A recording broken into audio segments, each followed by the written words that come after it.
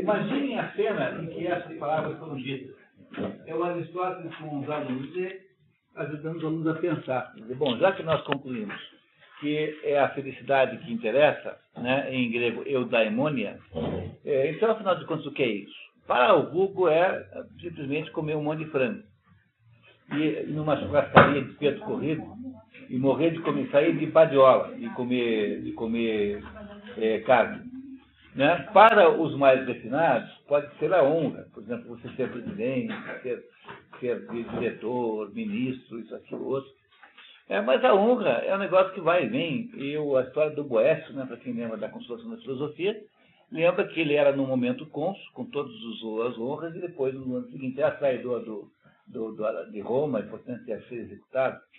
Aí, talvez seja o arete, seja as suas excelências, mas as suas excelências não podem, talvez não garantam a felicidade. E quando nós estávamos nessa dúvida, é que nós paramos de tomar um café, e agora voltamos com o terceiro tipo de vida, né? Que alguém quer ler agora, por favor? Vamos para a gente dar uma folga para a cena. Quem é o voluntário para ler? Karen, por favor. Muito obrigado.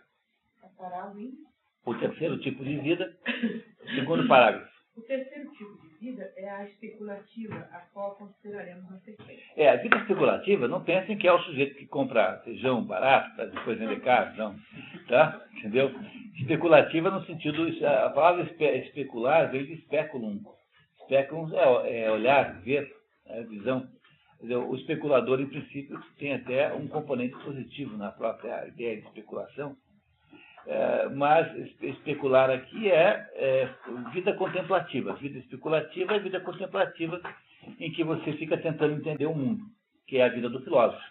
O filósofo tem uma vida especulativa. É a vida do Brahma, é a vida daquele que tem cuja existência é voltada para compreender as coisas. Sabe aí o termo pesquisar? Pesquisar? É que pesquisar é um termo muito moderno, muito específico, né? Mas é a vida intelectual, digamos mais genericamente, em que a pessoa olha para... É o que o Aristóteles fazia, o que Platão fazia, o filósofo tem vida contemplativa. Mas contemplativa não é no sentido religioso e místico da palavra, em que você fica contemplando uma imagem. É contemplar no sentido de descobrir os mistérios das coisas. É a vida contemplativa, que é a vida do filósofo. Quanto à vida caracterizada pela acumulação do dinheiro, trata-se de um tipo forçado. A nota de forçado num sentido misto entre não natural e compulsivo. Nos outros dois traduziram por uma vida sob compulsão. Os outros duas traduções são uma vida sob under compulsion, diz o Roth, e o outro diz sob compulsão. Quer dizer, o tipo de vida para procurar obter dinheiro apenas não é uma vida natural, é isso que ele está dizendo. Ele já na política nos disse que o que ele chama de economia, para aquilo que Aristóteles chama de economia, é apenas a parte da vida familiar em que se arruma os meios para sustentar as pessoas. Então, toda a ideia de acumulação, quer dizer, toda a ideia de guardar dinheiro, pedras, ouros, enfim, o que for, toda a ideia de guardar elementos representativos de riqueza, não é pertencente à economia. Aristóteles chama isso de crematística. Crematística é uma outra ciência, que é a ciência de enriquecer. E ele a ver com muita restrição moral. Então, a economia é a vida do sustento da família, só isso. Mas a ideia de que a vida é feita para entesourar moeda, isso não é mais economia, é crematística. Está fora do negócio chamado economia para Aristóteles. O que nós sabemos sobre a economia de Aristóteles é um dos livros da política. Porque existe um livro chamado Da Economia, que é um livro espúrio, não foi ele que escreveu. Embora pareça que quem escreveu tenha feito um resumo da parte da economia que está na política. Mas toda a obra econômica de Aristóteles está dentro da política, é o primeiro capítulo da política. E é a ideia de que só é econômico, só está ligado à economia aquilo que for sustento da família. Qualquer assunto ligado a enriquecimento não é da economia. É o que ele vai nos contar aqui em seguida. Pode começar de novo. Quanto à vida? Quanto à vida caracterizada pela acumulação do dinheiro, trata-se de um tipo forçado de vida e fica claro que a riqueza não é o bem objeto de nossa busca, porque só é um bem na medida em que é útil. Ou seja, um meio para algo mais de sorte que se poderia conceber as finalidades anteriormente indicadas, mas capazes de ser o bem que investigamos. Isso que são apreciados por si mesmos. Quer dizer, o dinheiro não vale nada numa ilha deserta. Um cartão de crédito sem limite de gastos não teria nenhum valor num lugar onde não tivesse onde gastá-lo. Então, na verdade, quem está associando a vida a buscar dinheiro está associando a vida a um bem intermediário, porque o dinheiro não é um bem final, né? O dinheiro é um bem intermediário e não final. E é por isso que é uma vida equivocada, em última análise. Vocês devem ter percebido, né, que são pessoas um pouco, têm assim, uma certa infantilidade, né? Os psicólogos vão aí correlacionar isso com fixações anais, essas coisas assim, né? No fundo há uma certa infantilidade na vida voltada para enriquecer, como sendo o único objetivo da vida. Isso que são apreciados por si. Entretanto, mesmo elas realmente não parecem ser o bem supremo, ainda que muitos argumentos tenham sido formulados a favor deles, consequentemente nos permitindo descartá-la. Mas talvez seja desejável examinarmos a questão de um bem universal e repassar as dificuldades que ela acarreta, embora tal investigação seja penosa devido à amizade que temos pelos autores da teoria das ideias. Platão, né? Então, a amizade que ele tem é o seu professor. Pode ler a nota, por favor. Com absoluta certeza, Aristóteles se refere a seu mestre Platão. É, todavia, difícil nomear os demais filósofos idealistas que exploraram a teoria das ideias, oriunda da escola itálica, ou seja, dos pitagóricos. Itálica porque o que havia sobrado de pitagorismo no tempo de Platão estava lá na Itália, né? na região grega da Itália. Não região italiana, mas havia colônias como Siracusa, por exemplo. Né? Então havia colônias gregas na Itália, e é lá que o Platão andou estudando pitagorismo. Mas Pitágoras mesmo, pessoalmente, né? Já havia 300 anos, 400 anos que não existia mais. Então é isso, é o neopitagorismo, digamos assim. O leitor deve ficar ciente de que nosso cuidado de grafar ideias inicial maiúsculo é devido ao fato de se tratar da acepção platônica, em particular, no desenvolvimento da teoria em Paulo. Ideia, aqui, é forma... Eidos. Essa palavrinha ali, eidos. Tá. E não ideia no sentido genérico do conceito.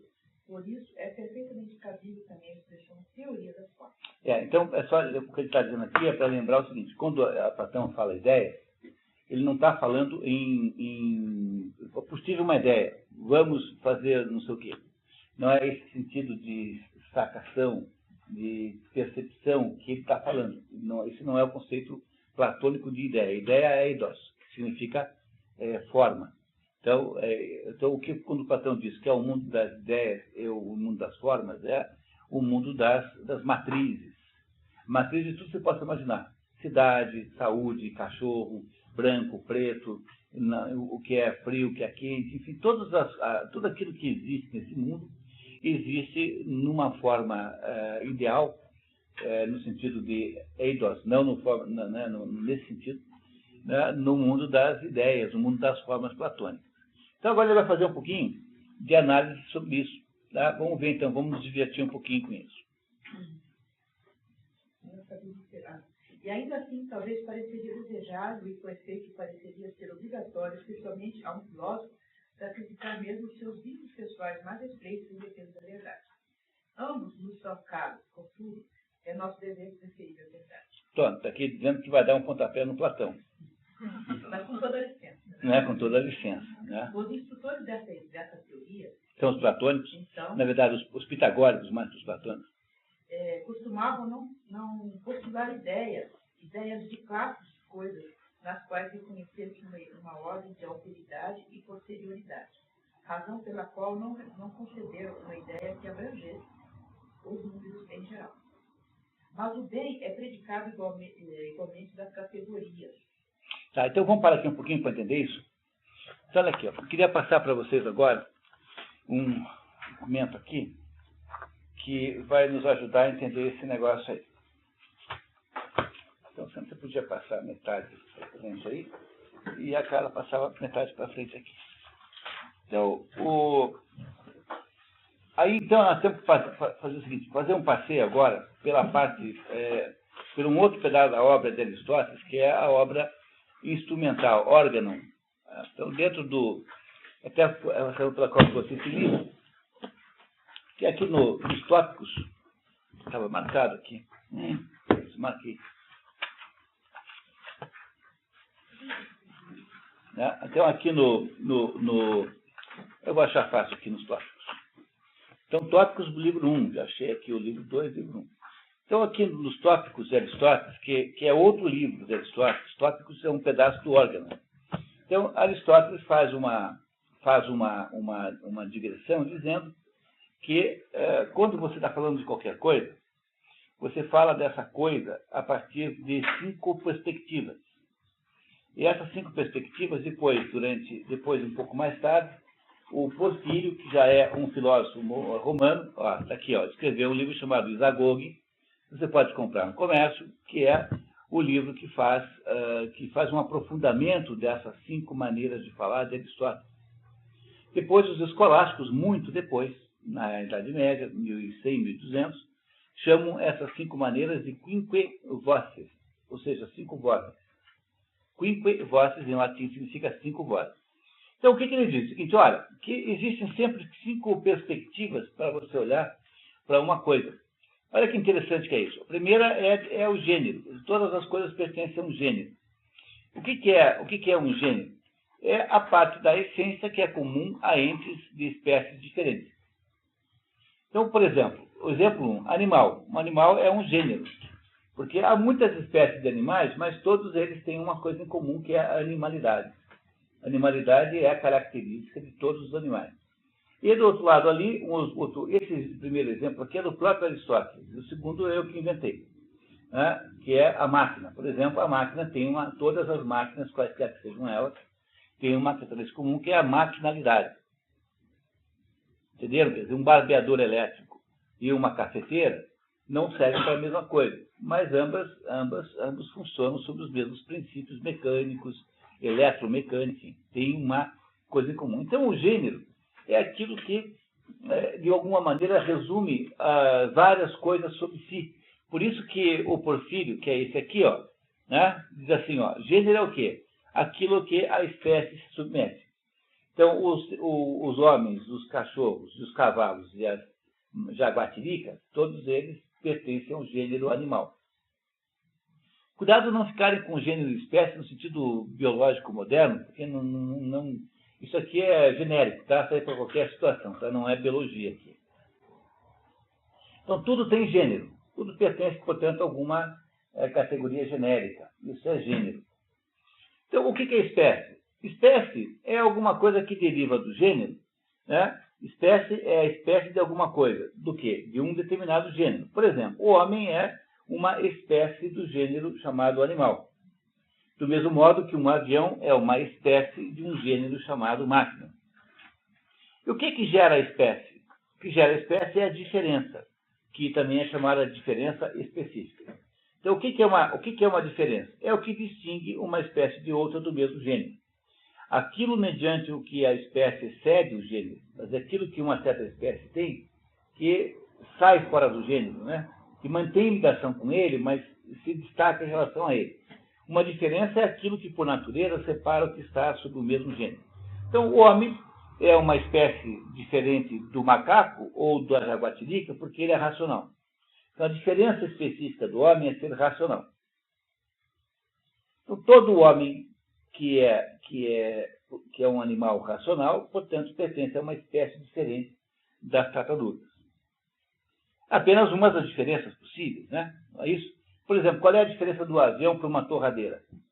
É que o avião voa a torradeira só se você jogar na cabeça de alguém, né? E voará com baixa eficiência, né? Provavelmente. Então, o que distingue, o que separa os aviões do gênero máquina? O fato de que os aviões têm uma particularidade que se chama diferença específica, que é o fato que eles voam.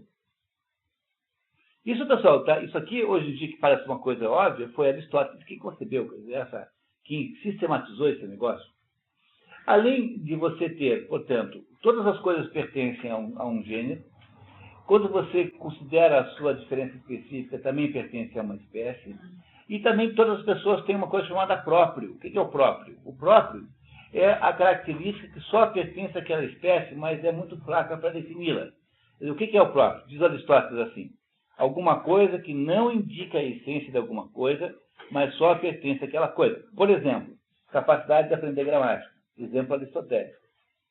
Capacidade de rir. Quer dizer, os seres humanos têm uma das suas características, da sua espécie, é rirem. Nenhuma outra espécie ri. Os cachorros não riem, os papagaios não riem, mesmo quando eles parecem que estão rindo, eles estão só imitando um determinado som. Não é isso? Os animais não riem. A capacidade de rir é exclusiva do ser humano.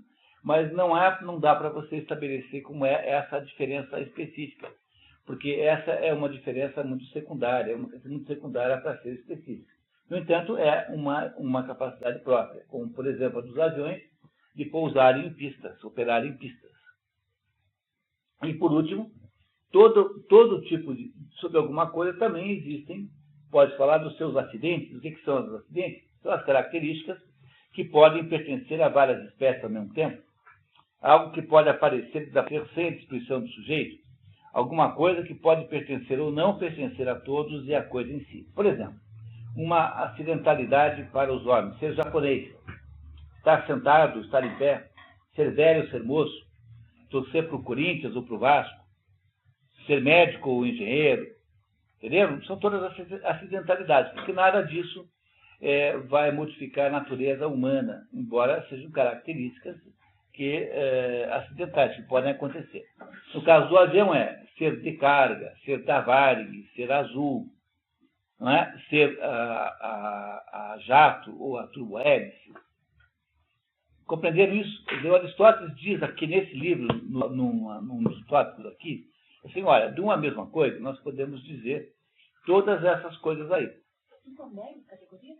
Não, é que são 10 categorias, em seguida a gente já vai ver quais são elas, que derivam desse raciocínio aqui. Né? Aristóteles não sistematizou tudo de um modo perfeito, mas ele começa dizendo que aquilo, por isso é que o Porfírio, nesse livrinho aqui, tá? Que esse livrinho aqui é a base desse quadrinho aqui, do Isagoge e do Virgílio. Isagoge significa introdução. Então, ele quer explicar as categorias de Aristóteles. É isso que o Porfírio vai fazer. Ele quer explicar as categorias. Então, para explicar, ele começa dizendo assim: olha, pessoal, sobre qualquer coisa, nós podemos dizer, nos referimos a essas 5 coisas aqui. Não é isso? Qualquer coisa. Né? Então, você pega uma conferência. Uma conferência é o quê? De qual é o gênero da conferência? É o quê? Reunião de estudo. Talvez seja o gênero. Não é isso? Ela tem uma diferença específica? Tem. Ela é feita para determinada classe. Uma conferência é feita para determinado grupo específico. Sei lá, para um grupo profissional específico. Então, a espécie é uma reunião de estudo especializada por um determinado assunto, por exemplo. Tá? Ela tem próprios? Tem. O próprio é o quê? Ela exige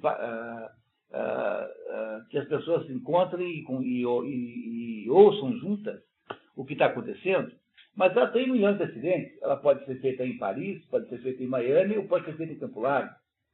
Ela pode ser feita num hotel, ou no hotel fazenda, ou na praia. Ela pode ser feita de manhã, de tarde, de noite.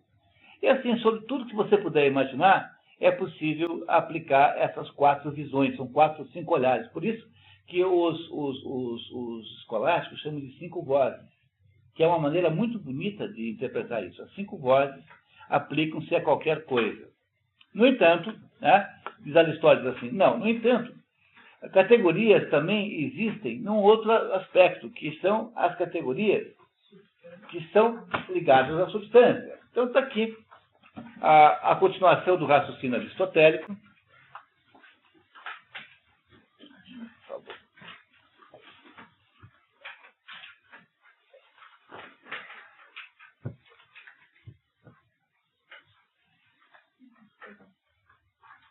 Então estão aqui as 10 categorias aristotélicas, que são aquilo, no fundo, essas 10 categorias são o inventário dos acidentes. Entendeu? Eu não posso falar dos acidentes que ocorrem com alguma coisa, como, por exemplo, o avião pode ser branco, preto, amarelo, pode ser de passageiros de carga, pode ser da Varig ou da Transbrasil, sei lá, entendeu? Como quiserem. Não é isso? Então, eu posso falar de várias possibilidades acidentais. Por isso, Aristóteles diz assim, olha, eu só posso dizer de alguma coisa 10 coisas, e só essas 10. E essas 10 coisas também são chamadas de categorias. E essas 10 coisas são essas aí, tá vendo? Então, eu tenho 10 categorias, 1 a 10, sendo que a primeira está com uma outra cor. Está claro na cor de vocês que a primeira é diferente? Não saiu. É que aí a gente não conseguiu reproduzir a retícula. A primeira tem uma natureza diferente das outras 9, porque a natureza da primeira é a natureza da substância. Quer dizer, o que é uma substância? Em grego, ousia. O que é aquilo que existe. Olha só o exemplo que ele só citar. Homem, cavalo. Isso é do que você está falando. Reparem que existe uma correspondência gramatical, aquilo que os professores de gramática nunca lembram de contar para os alunos, que é essas tais de categorias da gramática, né, categorias de palavras, elas respondem essencialmente a essa definição de Aristóteles aqui. Então, aquilo que na gramática corresponde à substância é o substantivo. Então, os substantivos são as substâncias, são as coisas que existem em si, que indicam alguma coisa delimitada.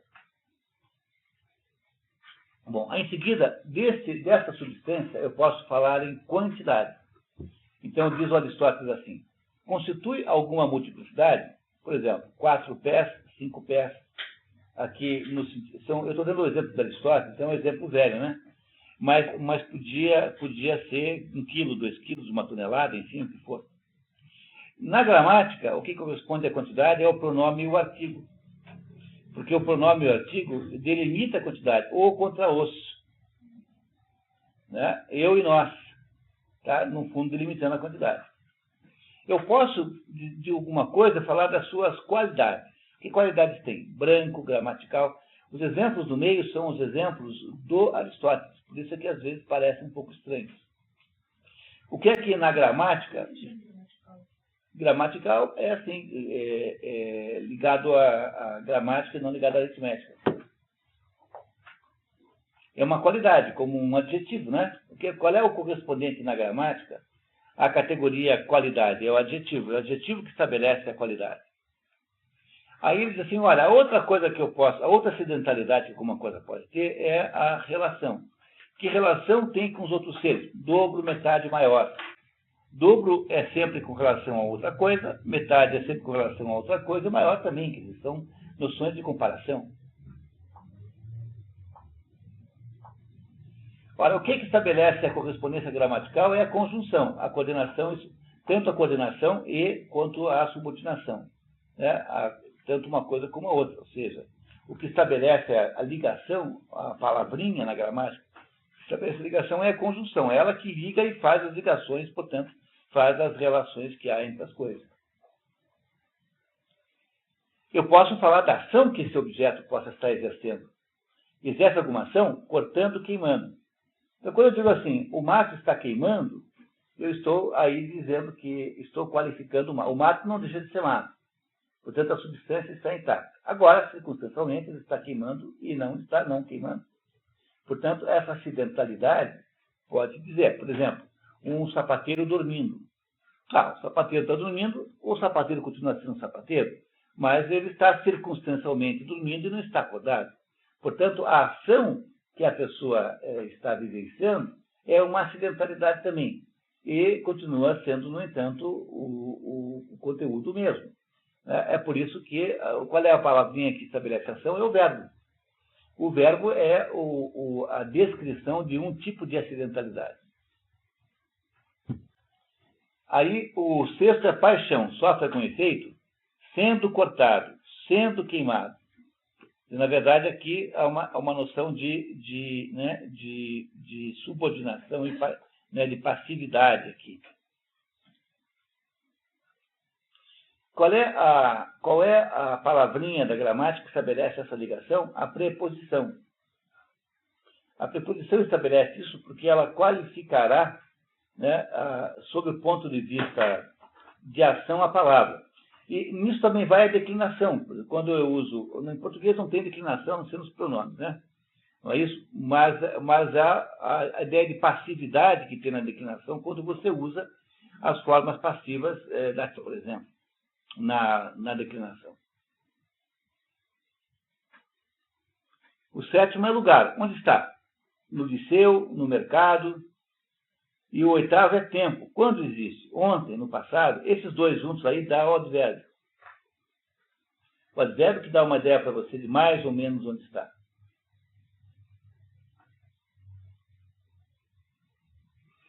O nono é situação. Em que posição está? Sentado ou deitado? E o último é o hábito. De que modo está? Com sapatos, com armadura, né? De que jeito está? Que implica numa noção de qualidade. Os escolásticos, quando pegaram essas 10 categorias, acharam que, na verdade, elas podiam ser diminuídas, porque acharam que algumas dessas categorias eram repetitivas. Por exemplo, para os escolásticos, a 9 e a 10 são qualidade, então pertencem ao número 3 lá em cima, e não são categorias autônomas. Por isso que há essa coluna chamada variação escolástica. E para os escolásticos, a 7 e a 8, elas são categorias de lugar e de tempo, né? Então, por ser de lugar e de tempo, essas duas podem ser juntadas numa mesma, que os escolásticos chamam de ausência. Então, para um escolástico, na verdade, você tem 8 categorias apenas e não 10. Porque eles vão... São 8, né?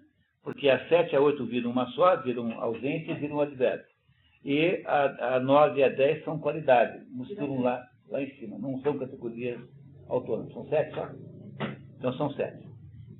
A 7 e a 8 é o advérbio. E qual que é a outra? Para os escolásticos, o 8, a 9 e a 10 não são coisas independentes de qualidade. Então você pode muito bem jogar a 9 e a 10 como sendo também do número 3 em cima, qualidade. Então, para os escolásticos não existem essa 9 e 10. E aqui a 7 e a 8 juntam-se numa só, que é a ideia de lugar e de tempo. Portanto, para os escolásticos só tem 7 categorias e não tem 10. Eu achava que tinha 6 aqui, 7, 8, 9 e 10. Não, até as 6 são igual, né? São iguais as duas colunas. Quando chega no 7, os 7 e 8 os escolásticos dizem que é uma coisa só. Então, não, aí esses dois viraram 1. Virou 7. E o 9 e o 10, na opinião dos escolásticos, não são autônomas, pertencem à qualidade lá em cima. Então, o que interessa aqui entender é o seguinte: o que Aristóteles vai dizer é que esse negócio chamado bem, ele está presente não só como uma substância, como quer Platão, porque Platão quer que o bem seja uma substância, uma forma ideal. Tá? Uma forma ideal é a substância, bem. Não, mas peraí, mas eu posso também olhar para o bem sob o ponto de vista das categorias, porque o bem também encaixa nas diversas categorias. Portanto, não há como o Platão insistir, não há como fazer a opção platônica de estudar o assunto exclusivamente como sendo o bem ideal, porque, na verdade, o bem também se manifesta em todas as coisas concretas. Quer ver como vai ficar fácil agora? Vamos ler agora a explicação do Aristóteles aqui, depois de passar aqui. Então, pode você começar com os introdutores. Os introdutores dessa teoria, então, costumavam não postular ideias de classes de coisas nas quais reconhecessem uma ordem de anterioridade e posterioridade. Isso ele está fazendo, hein? Porque ele está postulando classes de coisas na qual uma ordem de anterioridade e posteridade. Uma substância precede os acidentes, tá? Tá certo? É isso que está falando que os pitagóricos não faziam. Por isso que Platão não faz, tá? Por isso que não serve aqui o modelo platônico. Razão pela qual não conceberam uma ideia que abrangesse o número em geral. Mas o bem é dedicado igualmente nas categorias de substância, de qualidade e de relação. E, todavia, o absoluto, ou substância, é anterior naturalmente ao relativo, o que parece ser uma espécie de ramificação ou acidente da substância de maneira que não é possível haver uma ideia comum correspondente ao absolutamente bom e o relativamente bom. Entenderam? Vamos entender isso aí de novo? Vamos lá, é importante, tá? Não, parece difícil, mas não é. Olha só. Mas o bem é predicado igualmente nas categorias. Então, o bem é substância, qualidade e relação. Está dizendo que o bem pode ser entendido nessas três situações.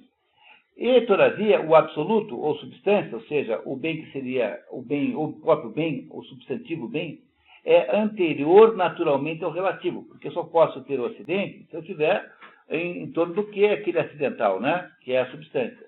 O que parece ser uma espécie de ramificação, o acidente da substância. Né? O bem que é posterior é uma ramificação, o acidente.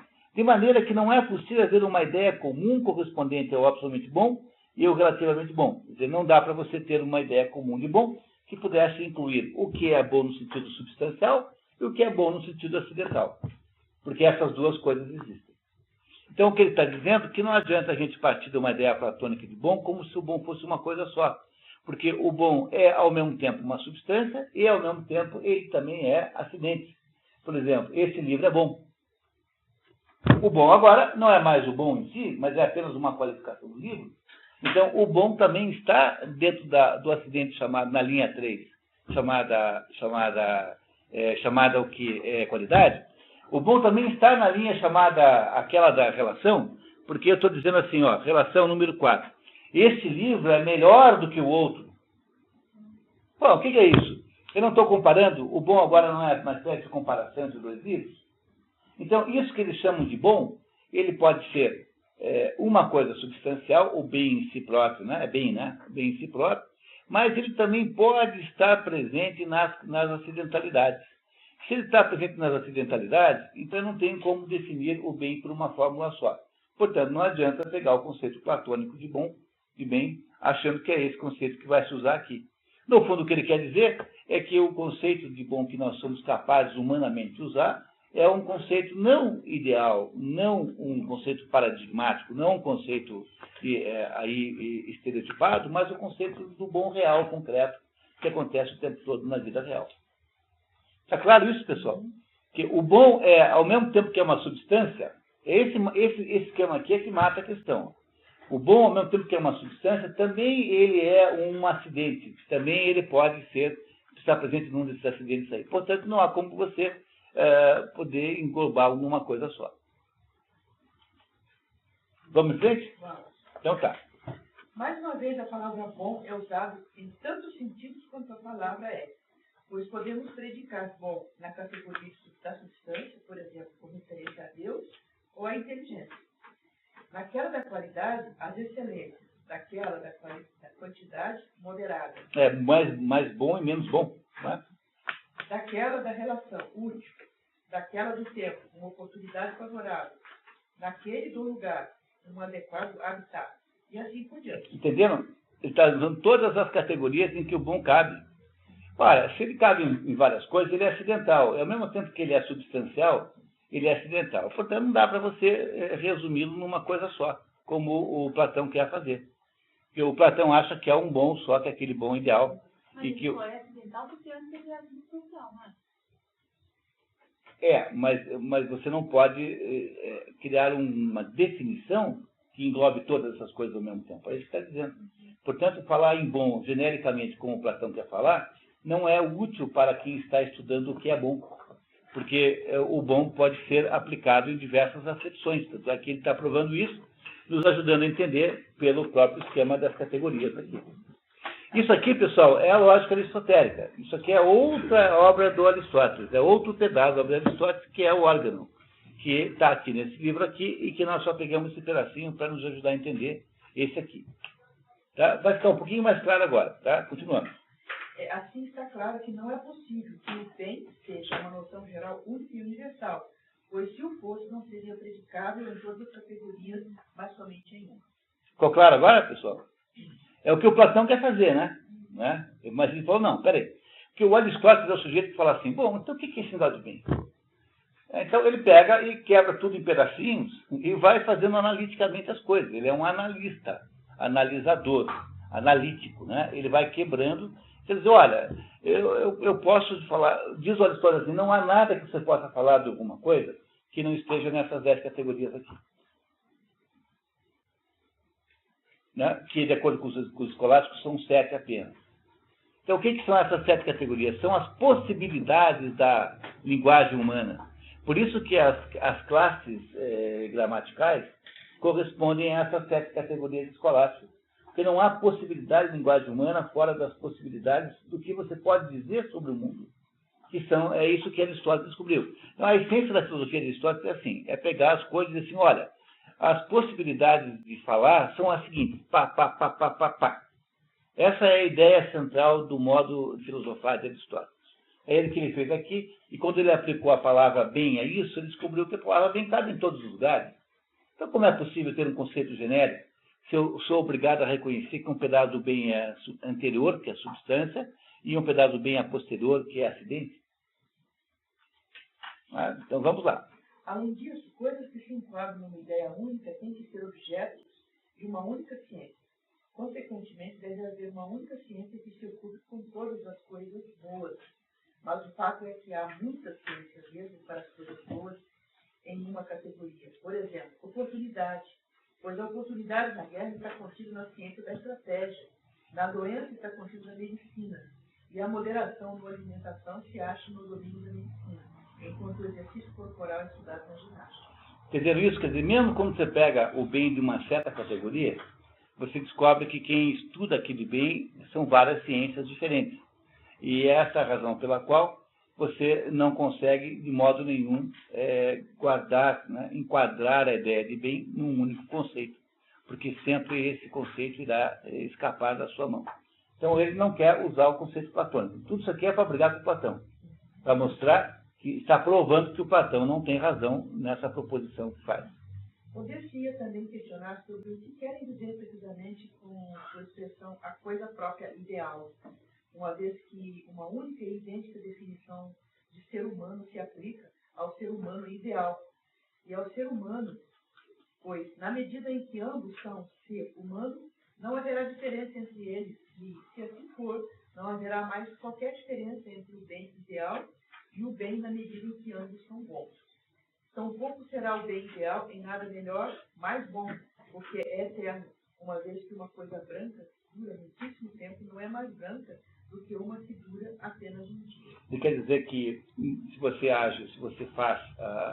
usa o conceito genérico, né, de bom, você irá sempre confundir as coisas diferentes, ou seja, aquelas que são substanciosas, que são acidentais, com o mesmo conceito.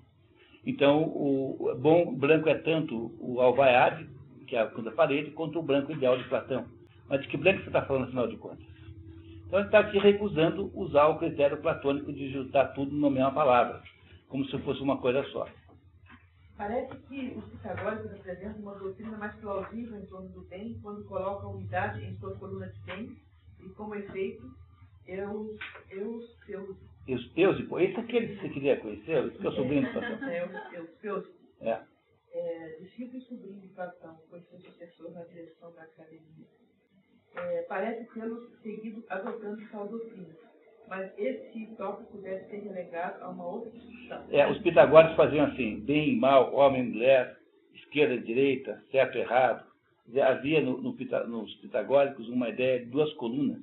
Então, o Aristóteles diz que seria melhor fazer desse jeito, contrapor o bem ao mal. Mas ele não quer discutir esse assunto, então ele não vai nos dar muita chance aqui para entender de fato o que ele quer dizer com isso, né? Na verdade, ele está dizendo que você vai escrever outro livro, ou escrever outro livro. Havia 3 livros sobre Pitágoras que foram perdidos. Então, 3 livros reconhecidamente existiram de Pitágoras, sobre Pitágoras que Aristóteles tinha escrito e que se perderam completamente. Podemos vislumbrar uma objeção que pode ser levantada contra o nosso argumento com o fundamento de que não se tensionava com a teoria em pauta a aplicação a toda sorte de bem e que somente coisas buscadas e apreciadas por si mesmas são declaradas boas como pertencentes a uma única espécie, enquanto coisas produtoras ou preservadoras daquelas, de alguma forma, ou impeditivas de seus opostos, são consideradas boas na qualidade de um meio para elas e num sentido distinto. Quer dizer assim, olha, pode ser que algum platônico apareça aqui e diga assim, não, mas você está achando que nós estávamos querendo juntar tudo na mesma palavra? Não. Nós só estávamos querendo falar do bem quando é uma qualidade, buscar alguma coisa que se busca por si própria e não dos bens intermediários. Então, era mais simples do que você achava. E vamos ver como é que ele se defende aqui. E assim, claramente, o termo bem apresentaria dois significados, a saber, coisas boas em si mesmas e coisas boas como um meio para essas primeiras. Separadamente, então, as coisas boas em si mesmas e as coisas úteis como meio, e consideremos que as primeiras são chamadas de boas porque se enquadram numa ideia única, numa única ideia. Mas que tipo de coisa é este no qual as coisas são classificadas como boas em si mesmas? Não serão elas aquelas coisas que são buscadas mesmo, sem qualquer vantagem adicional, tais como a sabedoria, o espetáculo contemplado pelos olhos de certos prazeres e honras? Visto que ainda, e também busquemos essas coisas a título de meios para alcançar algo mais, seriam classificadas entre coisas boas em si mesmas. Ou não há nada mais bom em si mesmo, exceto a ideia. Se for assim, a espécie será inútil. Se, ao contrário, a caso das coisas boas em si mesmas incluir esses objetos, a mesma noção de bom deverá se manifestar em todas elas, tal como a mesma noção de branco se manifesta na neve e no alvaiate. Alvaiate é tinta de parede, tá? Porém, o fato é que as noções de honra, sabedoria e prazer, como sendo boas, são diversas e distintas, e, portanto, bom não é um termo geral correspondente a uma ideia única. Ele continua insistindo que não adianta querer resumir bom, porque bom sempre terá diversas acepções e, portanto, não serve à procura do bem ideal, do bom ideal. Isso aqui, pessoal, é de uma importância gigantesca, porque, no fundo, essa desclassificação aqui do bem platônico como sendo o objeto da procura humana é meio insolúvel. Depois, mais tarde, a gente vai ver, vamos voltar nesse ponto, que o Aristóteles também tem dificuldade de resolver esse problema, bem mais para frente, e ele vai ter que esperar até vir o cristianismo para propor o bem de fora. Porque, no fundo, vai ter que ter em algum lugar um bem, algum bom, que alguém disse que é bom.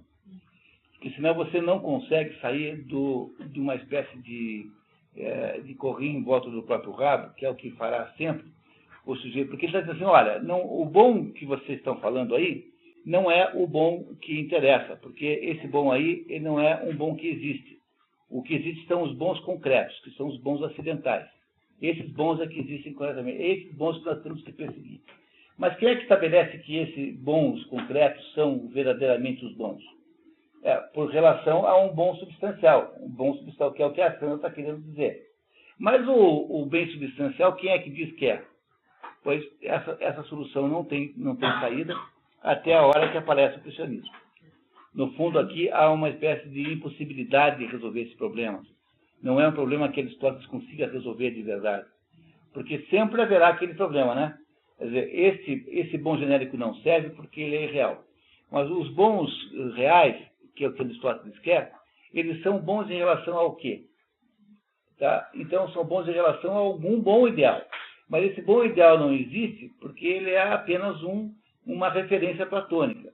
Tem que ter uma hora em que vai ter que alguém estabelecer o que é bom. Vai ter que ter uma hora a autoridade de alguém no sistema para dizer o que é bom, que é o que faz o cristianismo, então, 300 anos depois. Mas isso agora não é tão importante, a gente espera um pouquinho para voltar nesse ponto, tá? Então, só vocês lembrarem que aqui há uma dificuldade filosófica significativa. Mas em qual sentido, então, são coisas diferentes chamadas de boas? Pois não parece em relação a elas que se trata do caso de coisas que ostentam nome idêntico meramente por acaso.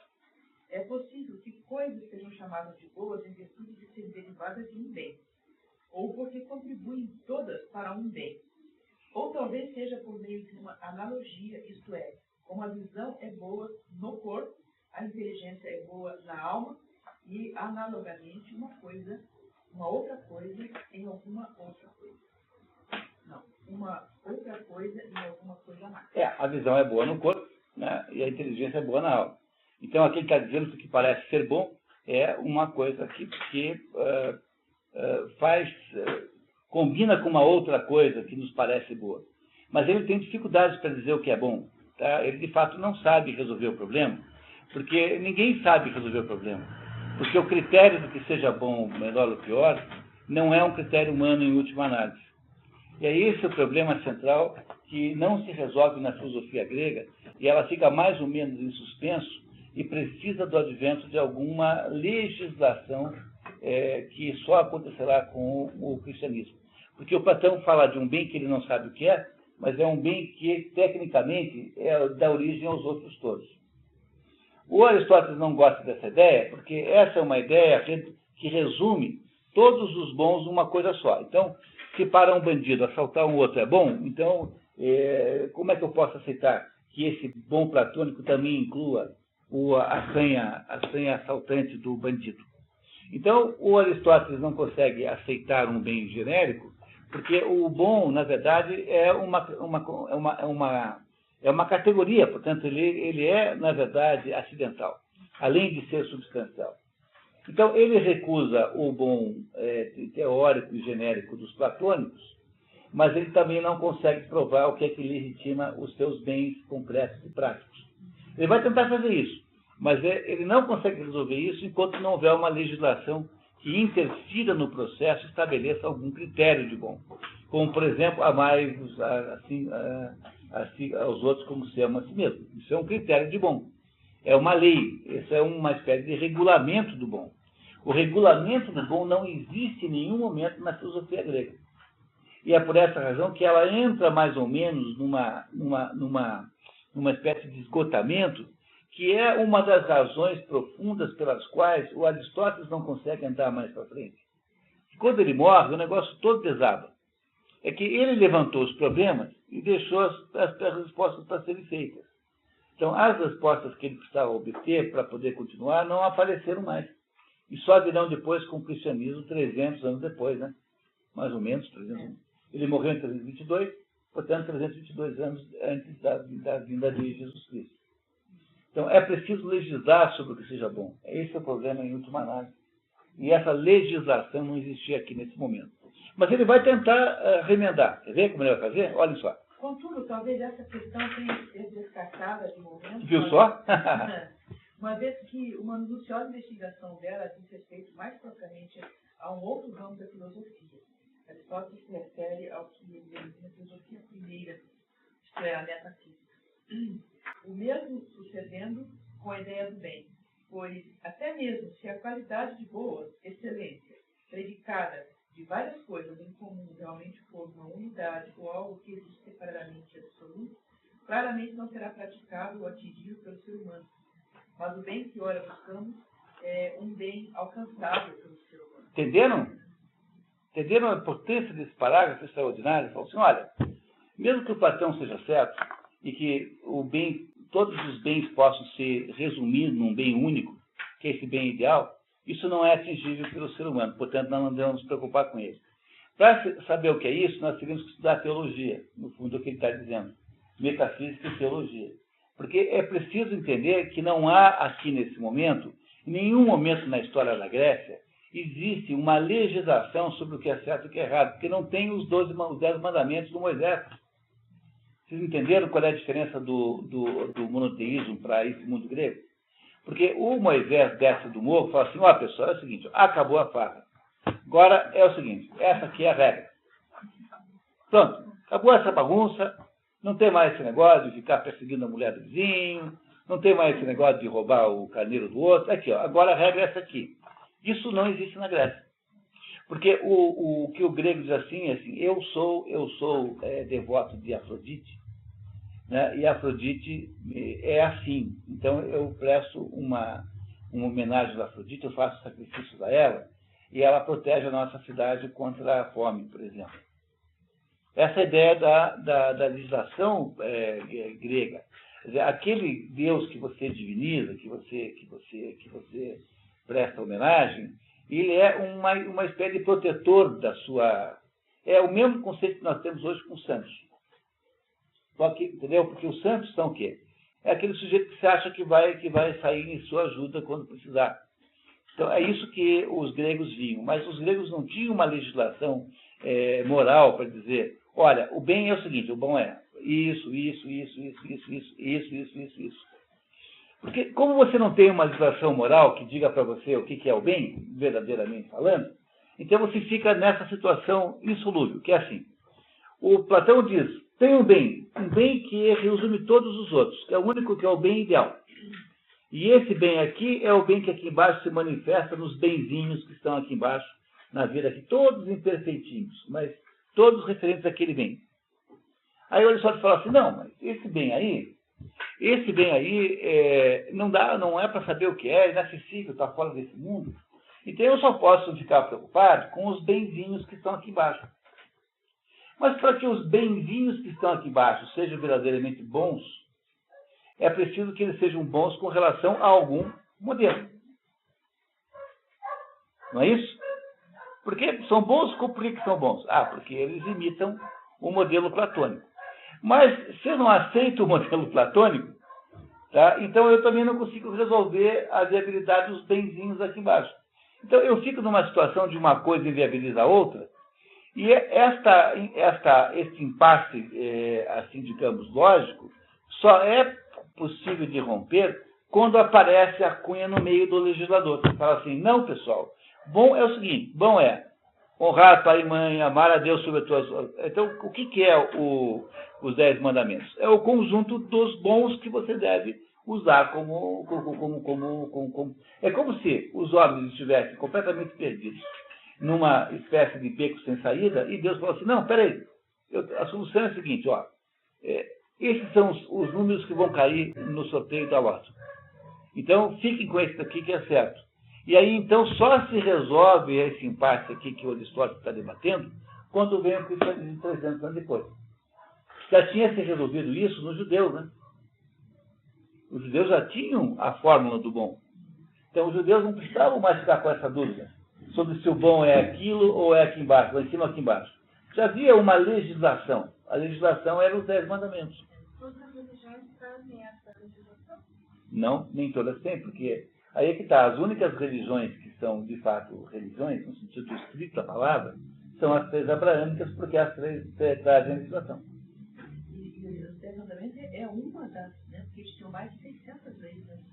Não, tem todas as legislações que tem hoje no direito canônico, tudo isso, né, mas os 10 mandamentos começam como sendo um modelo do aspecto legislador. É por isso que os profetas só existem nas religiões que legislam, porque os profetas são legisladores.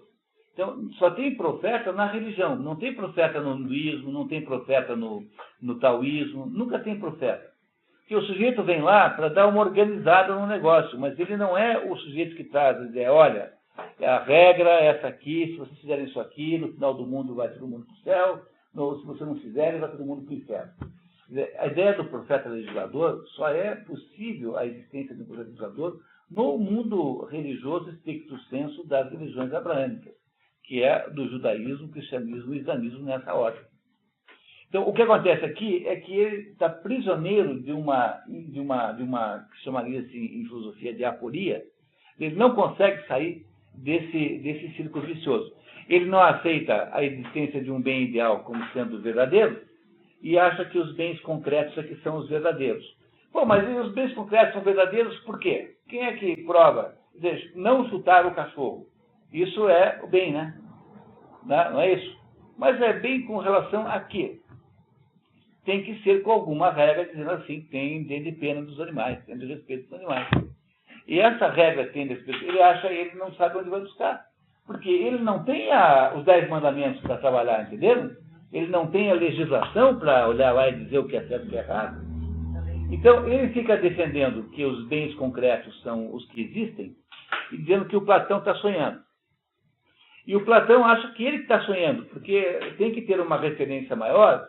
Só que o Platão não sabe dizer que referência é essa, porque o Platão não descreve o que é o bem, como é que é esse bem. Ele não sabe o que é. Ele acha que é bem, há o bem. Mas o que é esse bem? Ele não é capaz de dizer. Então ficam os dois brigando num círculo infernal, que é um círculo infalível. Nunca mais saem daquilo. Porque um fica indo contra o outro.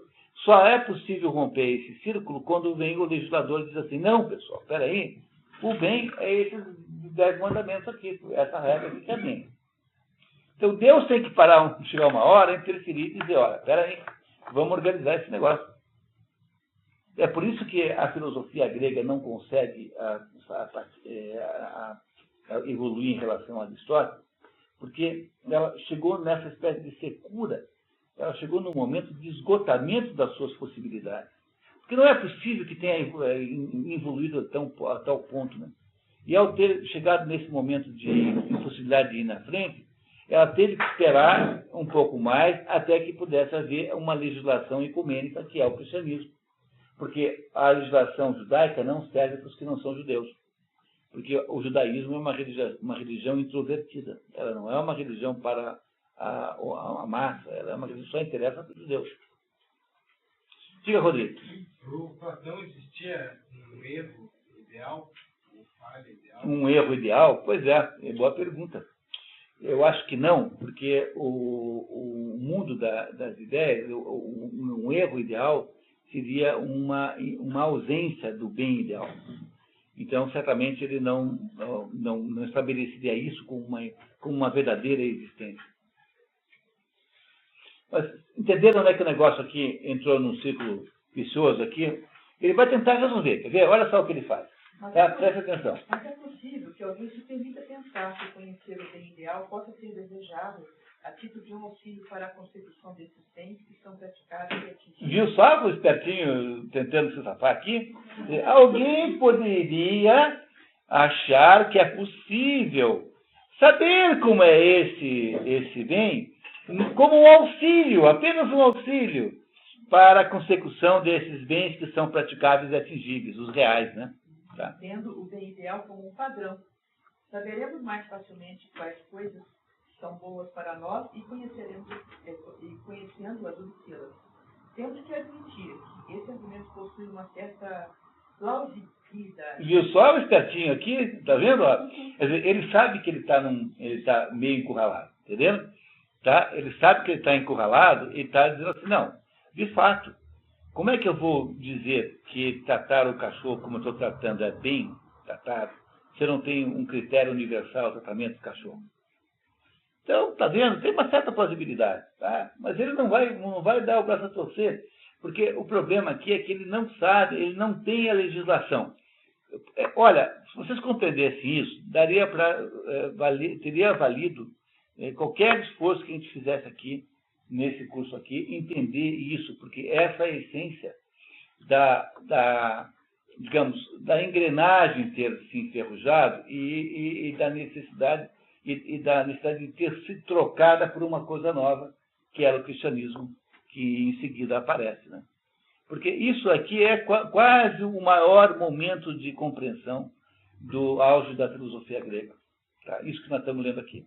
Entretanto, parece não se ajustar ao procedimento real das ciências, na medida em que todas elas visam a algum bem e parecem buscar suprir suas lacunas, mas não se preocupam com o conhecimento do bem ideal. Todavia, se fosse um auxílio tão potente, seria improvável que todos os professores das artes e ciências devessem ignorá-lo e tampouco procurá-lo destruí-lo. Ademais, é difícil perceber de que forma o conhecimento desse mesmo bem ideal auxiliará um tecelão ou um carpinteiro na prática do seu próprio ofício, ou como alguém que se convencerá num melhor médico ou general por ter contemplado a ideia absoluta. Aliás, não parece que o médico sequer estude a saúde do abstrato, ele estuda a saúde do ser humano, ou melhor, de algum ser humano em particular, porque cabe a ele curar indivíduos. Está claro para Aristóteles que o tempo todo criticando as concepções platônicas da ideia absoluta do bem e a própria concepção do mundo intangível, do qual o mundo sensível é uma mera cópia. E encerramos aqui a discussão desse tópico. Porque não dá para ir mais adiante. Porque, de fato, não consegue resolver. Então, assim, olha, tá certo, se lhe ajudaria se eu pudesse ter ideia do que é o bem ideal, mas o carpinteiro precisa saber isso. Então, deve ter um bem na carpintaria que eu sou capaz de perceber olhando para o melhor carpinteiro. Então, quando o que ele faz? Ele apenas foge do problema. Ele sai do problema de estabelecer, saber se de fato existe ou não uma referência ideal, dizendo que isso não interessa, e volta se escondendo aqui sob o disfarce de ciência, dizendo, olha, mas a ciência não é assim. tá? Dizendo que ele está preocupado apenas com as coisas reais que existem ali. Vocês compreendem que essa dúvida entre Platão, essa diferença entre Platão e Aristóteles, na verdade, é insolúvel? Porque, no fundo, é a vida humana. Nós somos, ao mesmo tempo que indivíduos pereceremos, portanto, um pouquinho de matéria, ao mesmo tempo nós somos um ser eterno que não morrerá jamais. Né? Não é isso? Tá? Que terá eterno, não, né? Não sei, não é eterno, porque nós um dia não existimos. Só Deus é eterno. Nós não somos eternos, nós somos infinitos. Nós podemos ser infinitos, mas não eternos. Porque nós vamos só daqui para lá, né? Mas não de lá para cá, para trás. Pode ser um pouco, às vezes, da intuição contra a razão? Intuição platônica e razão aristotérica. Um está querendo o caminho do bem ideal, que a gente pode conseguir pela intuição, e o outro que é provado materialmente. Eu não diria intuição, acho que intuição poderia até ser a palavra atualmente, mas é a luta contra a ideia do intelecto e a razão. O intelecto é intuitivo. Então, o mundo platônico, o mundo das formas ideais, não é perceptível pela razão, é perceptível pelo intelecto. O intelecto é uma ponte entre a razão e o transcendente. E o mundo de Aristóteles é um mundo meramente racional. Ele quer que as coisas se estabeleçam pelas suas próprias obviedades. Então, como no fundo, essas duas coisas coexistem no ser humano, é óbvio que existem os dois processos simultaneamente. Nós estamos ao mesmo tempo platônicos e aristotélicos. Mas o problema é que aí, né, como o Platão não considera essa existência ideal como uma existência, digamos, ele não qualifica essa existência ideal, ele apenas diz que isso é assim. Então, o que nós não temos é o roteiro do filme de verdade. Porque o roteiro do filme só virá quando Deus intervém e diz assim, pessoal, esse aqui é a receita do que é bom. Então, o problema é que Platão não consegue me dizer jamais o que é o bom ideal que ele tem, e ele diz que o bom que existe aqui embaixo é uma tentativa canhestra e errada de botar o bom ideal. Mas não me diz qual é o bom ideal. E o Aristóteles não consegue provar que isso que embaixo existe é bom, sem dizer que é bom em relação a alguma outra coisa, que é o bom ideal, que ele não aceita. Professor, não qual é o risco aqui dele ser relativismo? Ele está preocupado nisso, porque se ele disser que não tem um bem ideal, um absoluto que eu possa comparar, então qualquer coisa pode ser boa. Não, isso ele vai tentar resolver em seguida, tá? Então, quer dizer, ele mas ele já disse que... para esse risco Mas ele não é relativista, ele só diz o seguinte, que tudo que é acidental é relativismo. Então, todo sentido de bom é visto acidentalmente, é sempre relativo. Agora, ele admite que existe um bem, uma substância que é absoluto. Que eu tenho que buscar para poder... Só que ele não aceita esse bem substância como sendo um bem ideal, que é resumo de todos os outros bens. E é por isso que ele tem dificuldade de resolver o problema, porque ele tem que encontrar agora uma maneira de nos provar que existe algum bem que deva ser perseguido como tal, sem ser o bem platônico. E é o que ele vai tentar fazer agora em seguida. Reparem só como ele tentará fazer isso. Com um talento extraordinário, né? Afinal, está se Aristóteles. Quando eu xingo de espertinho, não é porque eu esteja querendo debochar. Estou sendo assim. Muito bem. Podemos agora retornar ao bem que constitui o objeto de nossa busca e tentar descobrir o que possa ser exatamente isso. Porque o bem parece ser uma coisa, uma ação ou arte, e outra coisa numa outra ação ou arte.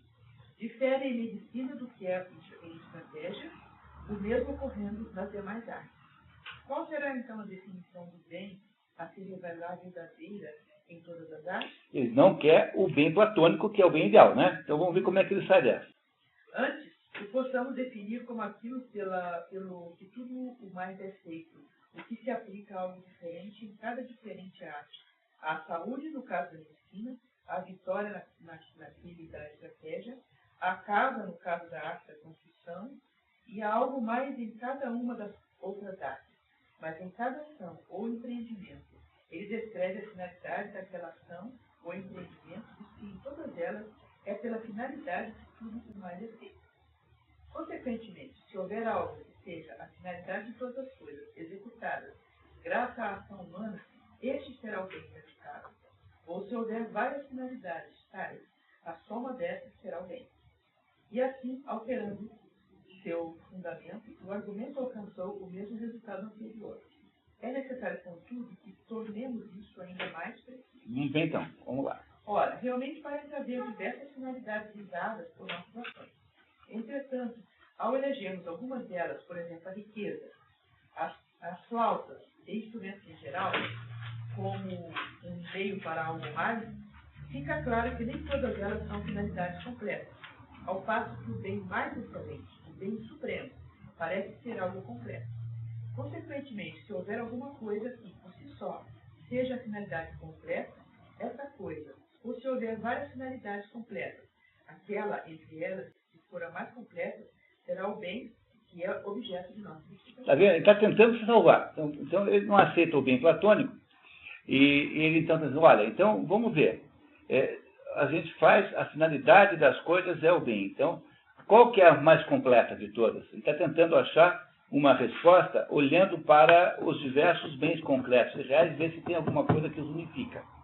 Vamos lá. Ao nos referirmos a grau do completo, queremos dizer que uma coisa buscada como uma finalidade de si mesma é mais completa do que uma buscada como um meio para alguma coisa a mais, e que uma coisa jamais eleita como um meio para qualquer coisa a mais é mais completa do que coisas eleitas tanto como finalidade de si mesma, quanto como meios para aquela coisa. Eu já tinha dito isso, né? Quer dizer, uma finalidade, quando alguma coisa é o fim, isso é melhor do que uma coisa intermediária. Então, esse bem final é mais importante que o bem intermediário. Já tínhamos contado isso, né? Só repetir. Em conformidade com isso, chamamos de absolutamente completa uma coisa sempre eleita como uma finalidade e nunca como um meio. Pronto, agora ele tentou, já arrumou uma definição, tá? Então, o que é, afinal de contas, o maior bem de todos, aquele que significa obter a felicidade? Absolutamente, aquilo que é absolutamente completo, uma coisa sempre eleita como uma finalidade e nunca como um meio. Nunca será o meio, sempre será a finalidade. Ora, a felicidade, acima de tudo, o mais, parece ser absolutamente completa nesse sentido, uma vez que sempre optamos por ela mesma e jamais como um meio para algo mais, enquanto a honra, o prazer, a inteligência e a virtude, sob suas várias formas, embora optemos por elas mesmas, visto que deveríamos estar contentes por pouquíssimos, por possuirmos cada uma delas, ainda que nenhuma vantagem externa delas decorresse, também optamos por elas pela felicidade na crença de que constituirão um meio de assegurar a felicidade. Essas outras coisas podem eventualmente ser um meio e não sempre um fim. Por isso que elas são menos importantes do que a outra. Mas ninguém opta pela felicidade, pela honra, pelo prazer, etc., nem tampouco como um meio para qualquer outra coisa que seja salvo ela mesma. Uma conclusão idêntica parece resultar de uma consideração de autossuficiência da felicidade, pois sente-se que o bem final e completo tenha que ser uma coisa suficiente em si. Ou seja, ela não deve servir para nenhuma outra coisa. Ela é suficiente para si, ela não é instrumento para outra coisa. A expressão autossuficiente, entretanto, nós a empregamos com referência não a alguém só. Vivemos uma vida isolada, mas também aos pais, aos filhos e à esposa desse alguém, bem como aos amigos e concidadãos, em geral, que se relacionam com esse alguém, posto que o ser humano é, por natureza, um ser social. Na política, Aristóteles aprimorará esse conceito, dando-lhe seção acabada definitiva. Isso. Quem fez a política lembra que ele gastou um montão de tinta para essas pessoas. Por outro lado, nessas relações, um limite tem que ser assumido, já que se o elenco for estendido aos ancestrais desse descendente amigo dos amigos desse alguém, prosseguiria ad infinito. Ou seja, até o infinito. Vamos encontrar com o infinito, portanto, não há solução aí. Tem que uma hora parar. Esse ponto, porém, deve ser abordado posteriormente. Entendemos por uma coisa autossuficiente aquela que simplesmente por si só torna a vida desejável e de nada carente. E julgamos ser essa coisa a felicidade. Racionalmente, considerando ser a felicidade a mais desejável de todas as boas coisas, sem que seja ela mesma estimada como uma entre as demais, pois se assim fosse ela estimada, está claro que deveríamos considerá-la mais desejável, quando mesmo a mais a ela estivesse combinada, uma vez que essa adição resultaria num total mais amplo de bens, e de dois bens, o maior é sempre o mais desejado. A felicidade, portanto, uma vez tendo sido considerada alguma coisa final, completa e autossuficiente, é a finalidade visada por todas as ações. Muito bem. Só que o problema é que agora ele tem que explicar para nós o que é felicidade. Porque ele diz que a felicidade em si é o que interessa. Mas o que é felicidade? Ele acabou de nos dizer antes que dependia de quem achava que era. Então, na verdade, ele tenta fazer uma volta para definir, para escapar do Platão, e não consegue. E acaba onde ele havia começado, que era tentar definir felicidade. Platão era vivo? Quando ele escreveu? Não, já era morto, provavelmente, porque a obra toda do Aristóteles é após morte do Platão. A obra anterior, que ele escreveu na academia, que eram os diálogos tipo platônicos, né? São essas que se perderam. Então, a obra, essa já é uma obra do Liceu. Já é uma obra em que Aristóteles estava plenamente no poder da sua aula, né? Então, veja, estão entendendo o que está acontecendo aqui? Como é que um sujeito está em apuros aqui? Porque ele não sabe resolver o problema. Mas ele vai tentando, tá? Ele vai tentando e vai nos deixar com uma situação, vai arrumar uma solução, que é uma solução, digamos assim, parcialmente boa, mas no fundo, está tão encalacrado quanto o outro. Porque nenhum dos dois consegue sair desse negócio. O Platão fica propondo um bem que é inexistente no mundo aqui embaixo, portanto é feérico, é teórico, é inalcançável. E o Aristóteles está propondo os bens reais concretos aqui, que ele não consegue provar que são bons mesmo, porque ele não admite que possa existir um bem ideal. Eles não conseguirão sair dessa história antes do advento do cristianismo, e não dá para sair. Mas vamos ver, então. Agora ele vai tentar sair, finalmente, do beco em que ele se meteu. Vamos lá. Afirmar, todavia, que o bem mais excelente é a felicidade, parecerá provavelmente um truísmo. Óbvio que é. O que é um truísmo? É uma platitude, né? Platitude. Truísmo vem da palavra true, em inglês. O que é truísmo? É assim dizer que o cachorro late. Aqueles comentários que aqui na nossa cultura literária nós atribuímos ao conselheiro Acácio.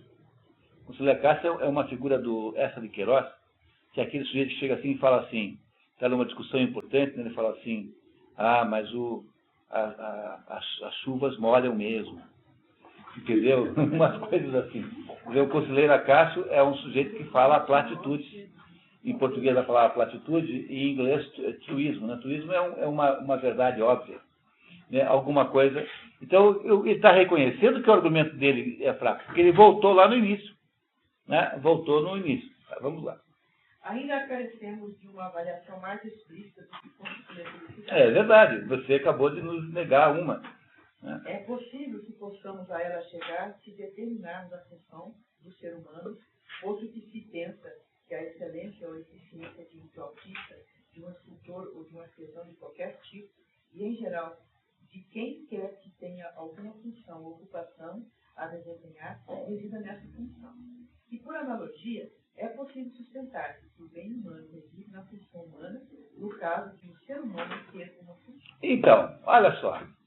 Porque ele diz assim, bom, mas espera aí, então, eu acho que eu sei o que é a felicidade. É quando o sujeito está cumprindo a sua função, por exemplo. Enquanto a água molha, ela está cumprindo sua função. Então a água está perfeitamente feliz. Quando o fogo queima, está cumprindo sua função.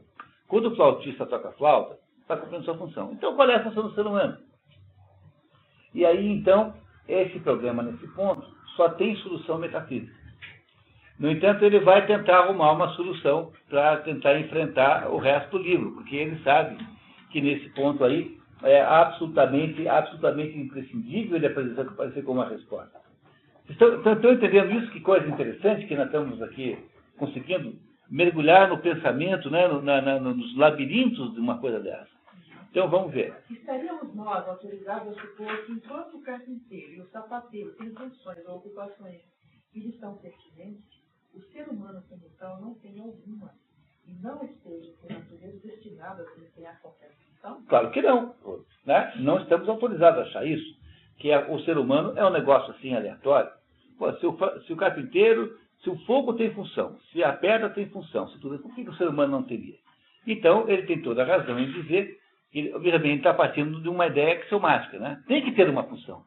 Mas não é porque ele está provando isso, mas porque é óbvio que tem que ser assim. Né? Muito bem, então ele vai se refugiar no esconderijo da função, para tentar resolver o problema de tentar evitar o Platão, né? Vamos lá. Não devemos nós, ao contrário do corpo, que como o olho, a mão, o pé e cada um dos vários membros do corpo tem constitutivamente uma função própria, do mesmo modo, um ser humano tem igualmente uma certa função que supera todas as funções de seus membros particulares?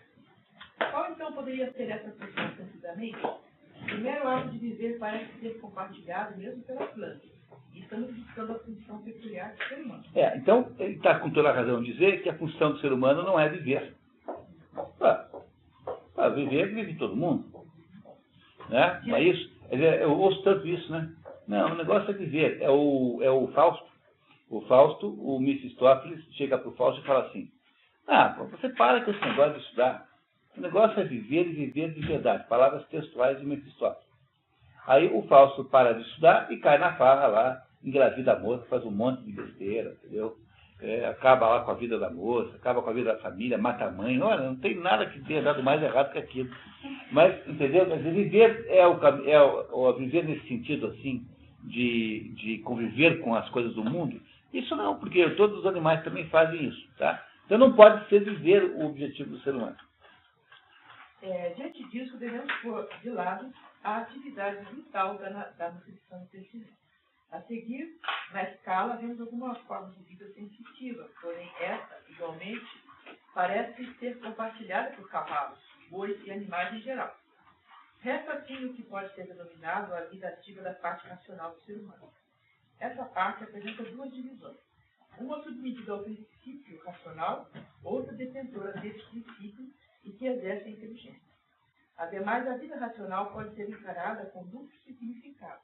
Suponhamos que estamos aqui interessados no exercício ativo da faculdade racional, porquanto parece ser este o sentido próprio do termo.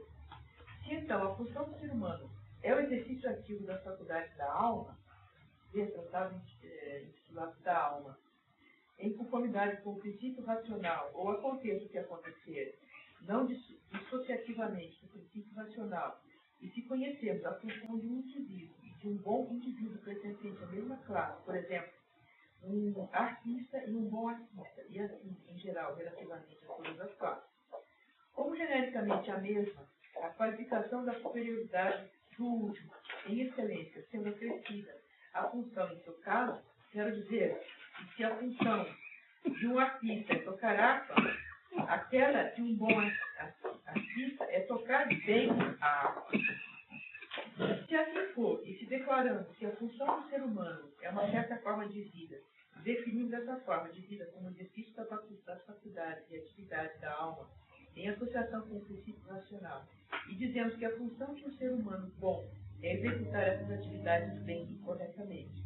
E se uma função é bem executada quando é executada de acordo com sua própria excelência, agora ele vai definir finalmente o que é para ele a finalidade humana.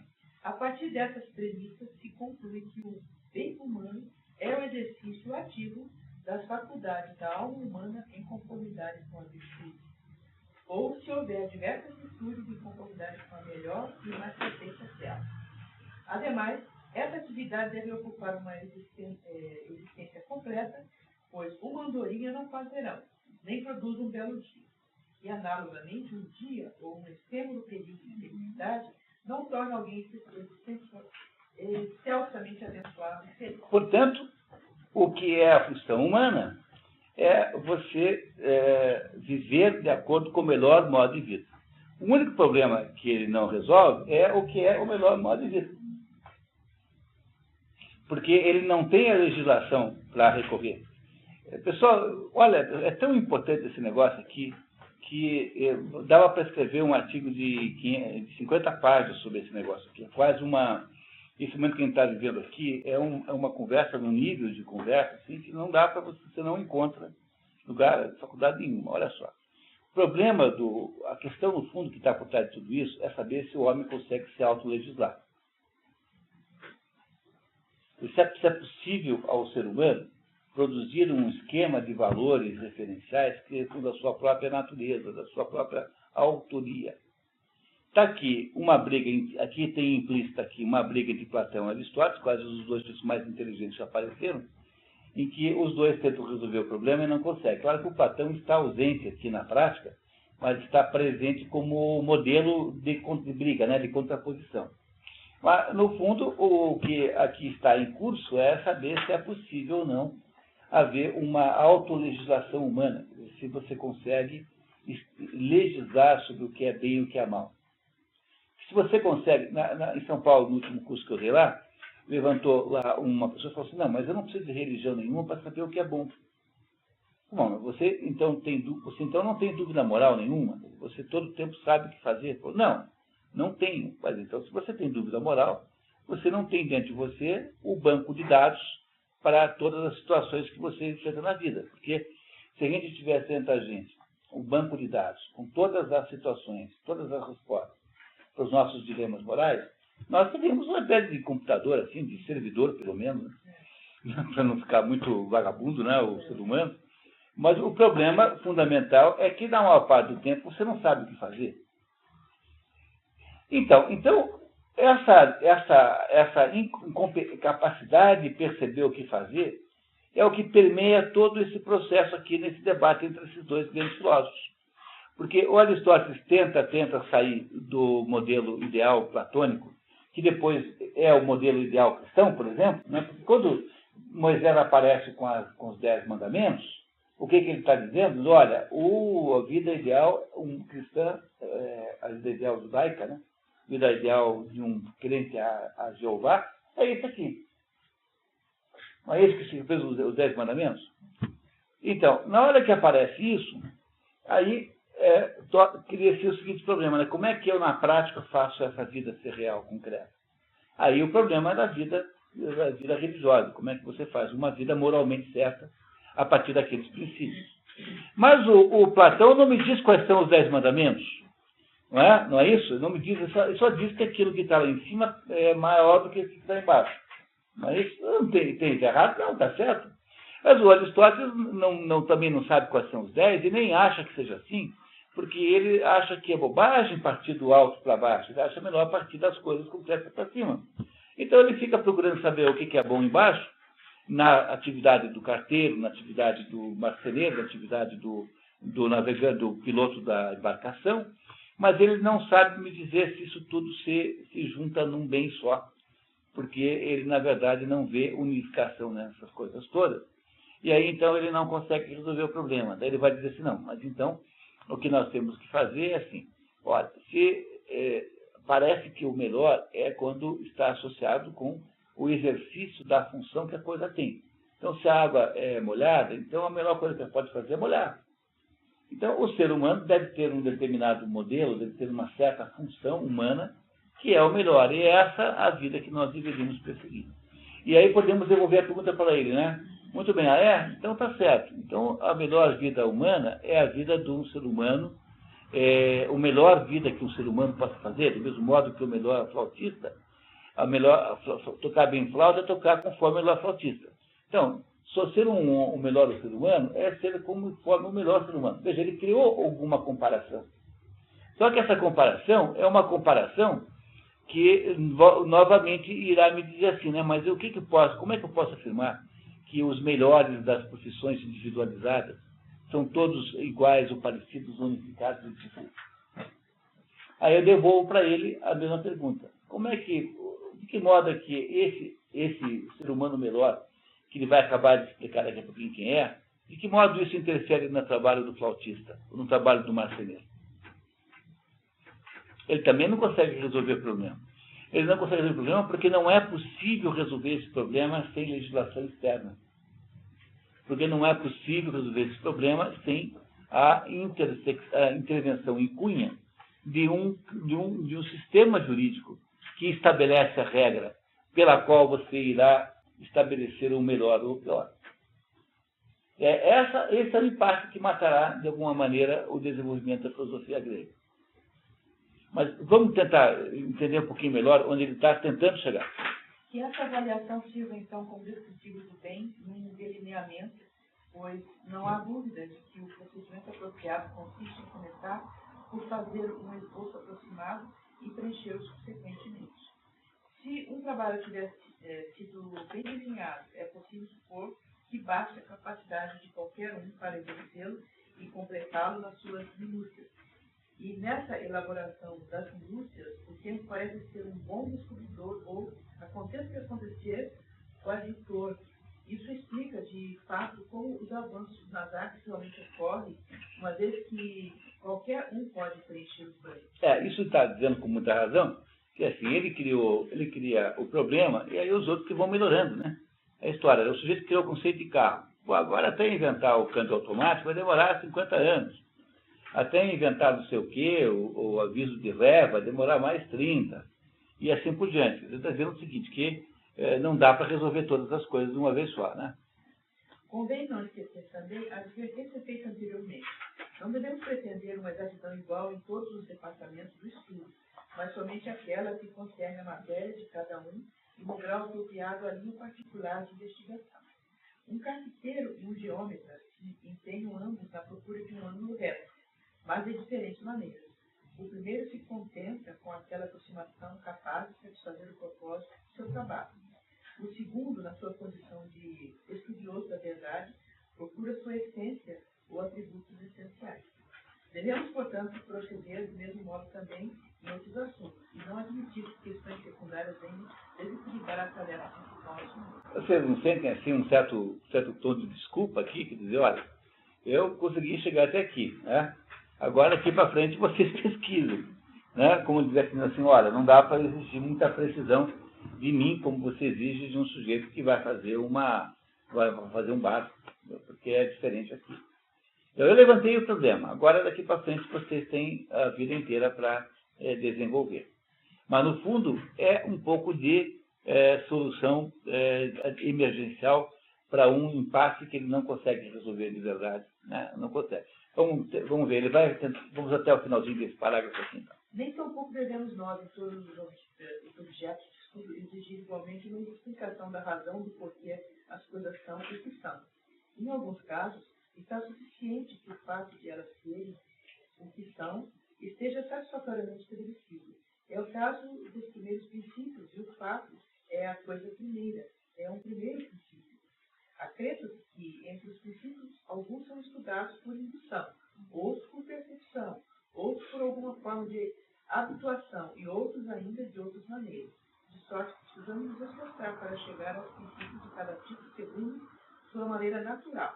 E precisamos, ademais, ser cuidadosos no sentido de defini-los corretamente, por serem sumamente importantes para a etapa subsequente da investigação.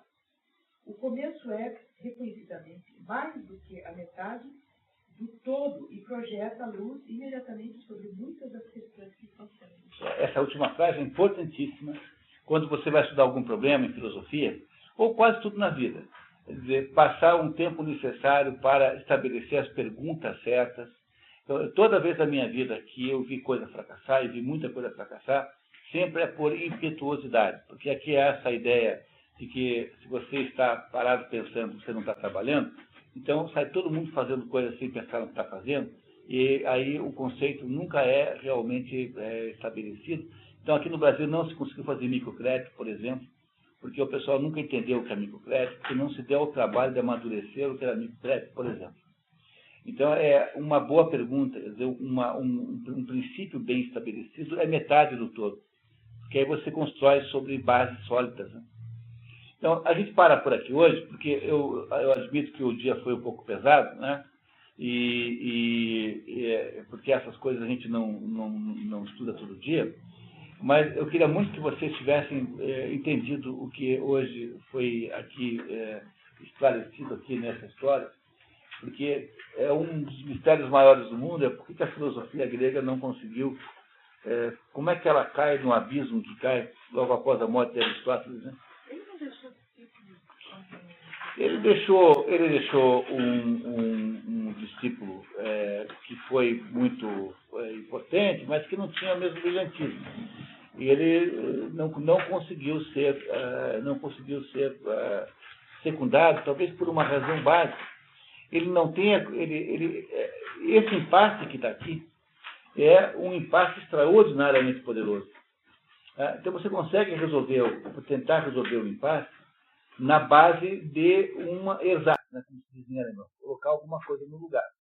Mas o fato de que não há legislação em vigor é uma anomia, como se chamaria em direito, né? Uma anomia generalizada, em que você só consegue lidar com isso de maneira de tentativa e erro, mas você não é capaz de resolver de fato o problema. Então, o que Aristóteles tenta fazer é tentar contornar o idealismo platônico, no sentido platônico, não no sentido idealista como Kant, assim, tá? Né? A ideia das ideias, né? A ideia das formas, o formalismo platônico. Ele tenta contornar isso sem jamais resolver o problema, porque ele, no fato, não tem nenhuma referência para saber o que é melhor. A não ser um modelo de ser humano que ele vai estabelecer no próximo capítulo. Nós vamos, daqui a 15 dias, entender o que é que ele acha que é, no final das contas, o modelo ideal humano, que é o homem contemplativo. Esse é o melhor modelo humano, mas ele não consegue me explicar que contempla o homem que contempla, porque ele continua sem a legislação. E esse é o problema central pelo qual esse negócio vai entrar em colapso e vai ter que ser substituído em seguida pelo socialismo. Mas isso é assunto daqui a 15 dias, quando nos encontramos nesse mesmo bate local, né, com a continuação do nosso trabalho. Então, até lá, né?